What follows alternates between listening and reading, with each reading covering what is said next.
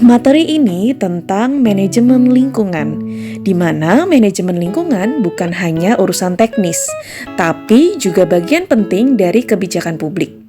Dalam mata kuliah ini, kita akan mempelajari bagaimana peran administrasi publik dalam merancang, mengimplementasikan, dan mengawasi kebijakan yang berkelanjutan demi keberlangsungan lingkungan hidup. Pada pertemuan pertama, kita akan membahas tentang manajemen dan ruang lingkupnya. Dalam ruang lingkup manajemen, kira-kira siapa ya yang membutuhkan manajemen? Tentu saja yang pertama adalah perusahaan atau sektor swasta. Kemudian ada pemerintah atau sektor publik, LSM, dan hybrid organization, di mana fungsi manajemen itu sifatnya sangat universal. Nah, lalu mengapa manajemen itu dibutuhkan? Ada 3 alasan. Yang pertama adalah tujuan organisasi, di mana tujuan organisasi ini dimaksudkan adalah untuk menjamin tercapainya tujuan organisasi dan tujuan pribadi.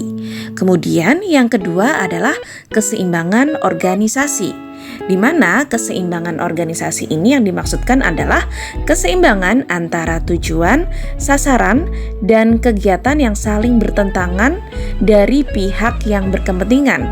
Kemudian tentunya yang ketiga adalah efisiensi dan efektivitas, di mana tentunya di dalam manajemen itu akan mengharapkan adanya efisiensi dan efektivitas dalam sistem kerja. Seperti yang telah saya jelaskan tadi, efisiensi itu merupakan kemampuan untuk menyelesaikan suatu pekerjaan dengan benar, di mana di sini yang dilihat adalah output dan input. Jika manajer mencapai keluaran yang lebih tinggi dibandingkan masukan, maka dapat dikatakan manajer tersebut efisien. Sedangkan yang dimaksud dengan efektivitas itu adalah kemampuan untuk memilih tujuan tepat atau peralatan yang tepat untuk mencapai suatu tujuan. Di mana di sini yang dilihat adalah tujuan dari efektivitas tersebut. Contohnya adalah manajer efektif dapat memilih pekerjaan yang harus dilakukan atau cara yang tepat untuk mencapai tujuan tersebut.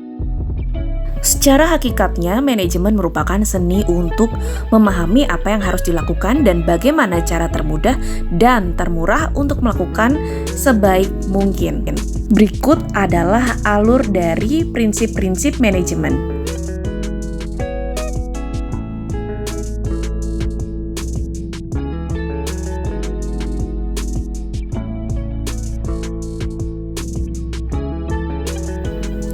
Manajemen lingkungan erat kaitannya dengan masalah mengenai pertumbuhan ekonomi berkelanjutan yang akan memastikan distribusi sumber daya yang adil dan merata, dan juga melestarikan sumber daya alam untuk generasi mendatang.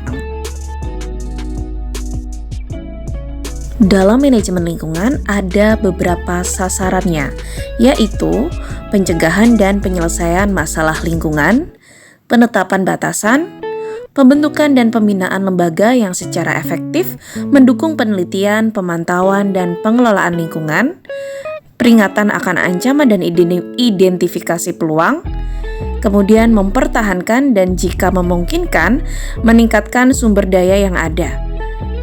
Jika memungkinkan, meningkatkan kualitas hidup, dan yang terakhir adalah mengidentifikasi teknologi atau kebijakan baru yang bermanfaat.